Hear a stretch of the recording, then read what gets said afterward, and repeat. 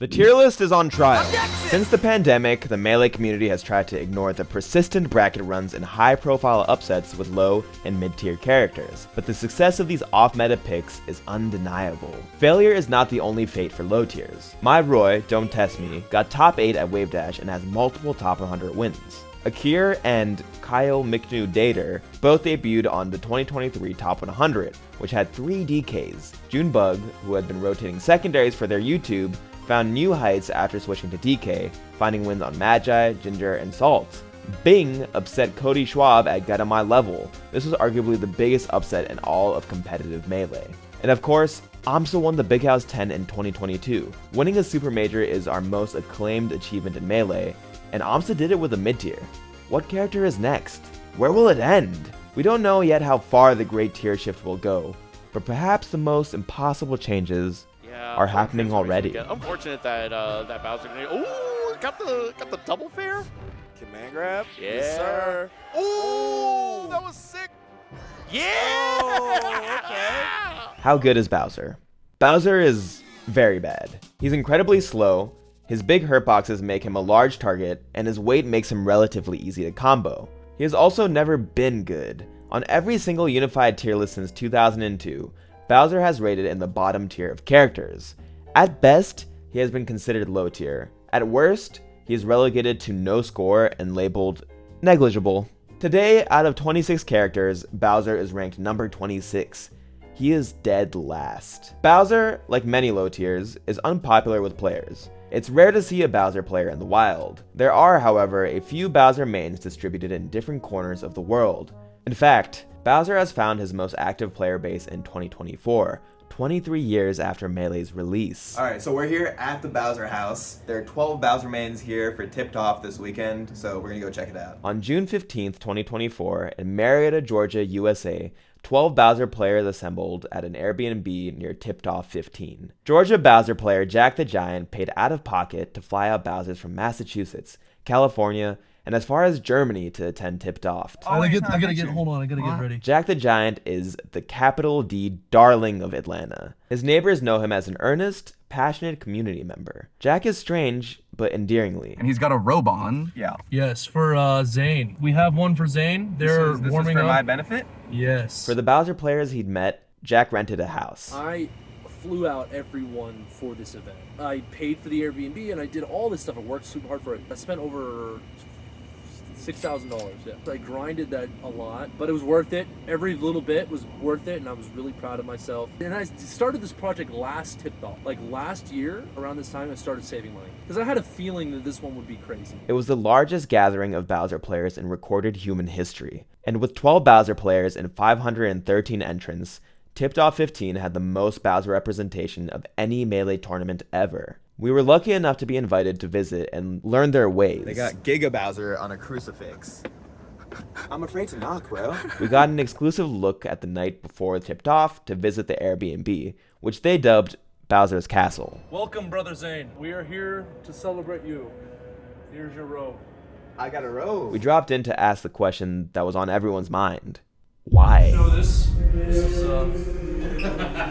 the Joker Armada. It's Armada. It's Joker Armada. Joker Armada. Oh yeah, he's got the tats. Yes, I photoshopped it. But Yeah. This is what we'll be showing that. We'll be showing this, and you will know it's us. What is this? Oh, that's just the sticker I forgot to take off. I was informed that my invitation was not just as a guest, but as a disciple to join their ranks. They wanted to forge me in Bowser's flame, and in return, I would find life's greatest treasures. Now let's get the the tournament started. As part of my induction, I had to endure their Ditto ritual, during which each Bowser plays a round-robin best-of-1 on Yoshi's story. They called it King of the Castle. This is kind of an entryway for Zain to see what it is to be a Bowser main. Even though he's not really a Bowser main, it kind of gives him in that feeling of testing the waters. And this is what that challenge is. And the winner got the master bedroom and got to sleep in the king bed. Did that come with it? Is that for the winner? That's a very special gift. I didn't win, but I did some stuff.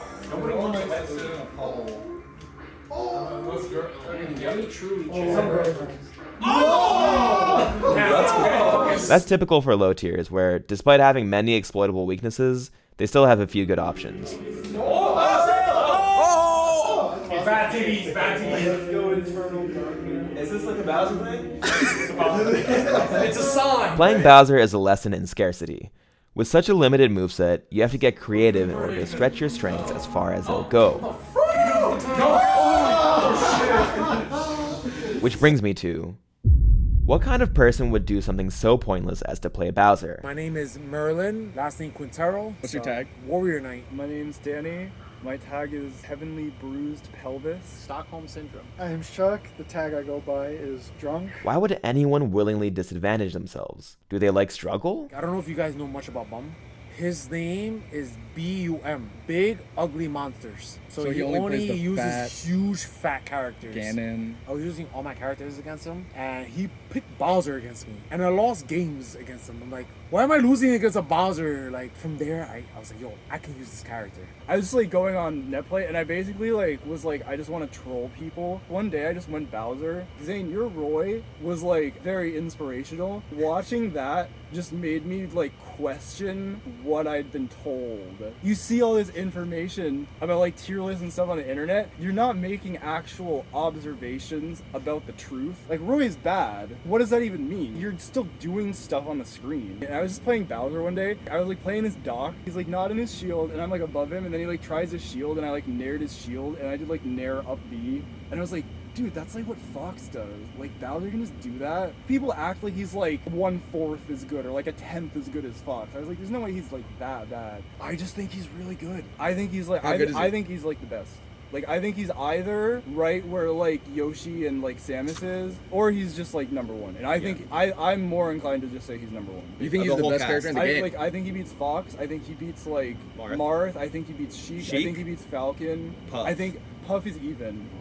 That's like my take. Well, Bowser actually has like some really cool, unique things. That's why I like Peach, is because she has float, and that's like a unique mechanic. Bowser has Koopa Claw, which is my favorite move. Back then when I was playing him a lot, that was like the primary motivator, is Koopa Claw. Is it the only command grab in the game? People will say Falcon and Ganon up B is the other Oh, ones. right. Traditional definition, like Bowser has like the real one. They're more like air grabs, like Ganon and Falcons. Just when I felt like it, on occasion, I would just play Bowser against people in tournament. If I was like, I can win, or this will be fun, and then I would just go Bowser. For these people, playing on your own terms is more important than bracket results. I just found him fun. I didn't even necessarily care that he was like the worst or second worst character in the game at that point in the tier list back then. It was just like, man, this character's so sick. I just love him. I don't know. Victory is just the endgame screen. They care about all the melee that happened before that. It is very rewarding to play a character that you have to play just absolutely like perfect neutral to just get anything done. It makes you have to put way more work in. I'm at a disadvantage all the time, but I can make this work. They accept Bowser's weaknesses. Why? Mostly just because they like him. And what could be more human than that? Bowser means to me community, and he also means resilience. I love his ideas, his philosophy, his theology, the character itself. Like, always loses, accepts the pain. He has a son. You know, there's just so much lore about the character that I love, and I was just like, I gotta. But his relationship with his son, it's complicated. It is complicated. Literally, if you've played Sunshine, like, there's so much lore. There's the Super Mario RPG lore, which is a great game. There's just so much Bowser lore that people don't understand, and like... Do you think Bowser actually, in the canon, is a good guy? Yes, I think so, yes. In the canon, he wants to change the kingdom of the Mushroom Kingdom for it to be better, but he wants to be married, have a son for his... a wife for his son, so that's why it takes Peach a lot. Also the fact that he's very like passionate about his troops, Goombas. The reason why I do that, or I say all that, is because I found that I can just play any character. Because I was going 0-2 anyway, so I was like, why not go 0-2 with Bowser, right? So I just started going 0-2 with Bowser, and that was in 2019. Then COVID happened, and I was like, well, this game's dead. And then it didn't die. Slippy came back, and I was like, okay, I'm gonna grind Bowser. One of the most confounding things about people is how often and deeply they will disadvantage themselves, just because they care about something. Why play Bowser even if he's the worst? Well, why play Captain Falcon if you think there's a better character? Why play competitive melee, even if it's not the best way to make money? We do things because we love to do them. Melee is built on this kind of love. Why else would anyone drive 11 hours to a tournament? Why would someone work hundreds of unpaid hours? Why would someone put themselves at significant financial risk to make an event happen? Just for gamers? We don't always do things to win them. Melee for Bowser players is like life, just something to do while we're all here together, hanging out. In truth, the reason anyone plays Bowser is the same reason anyone plays Melee. It turns out that a house full of Bowser players is actually a very welcoming environment, with friendly people. it does make sense. They don't let competition and ego get in the way of just spending their days together, gaming. I would say, why do you play Melee? And that's why I play Bowser. Can I give you a hug? Yeah, of course, man. Thank you so much to Jack and all of the Bowsers for being such warm hosts. If you're interested in Bowser and looking for a community, you can join the Bowser Discord server here. Because Bowser isn't a goofball, he's like serious, right? But he just has these things happen to him because he's like Bowser, right? And he's like really confident. I just didn't think Jack Black played that really well. He's like, his voice was good, but other than that, I just did not vibe with it as well as much as the others.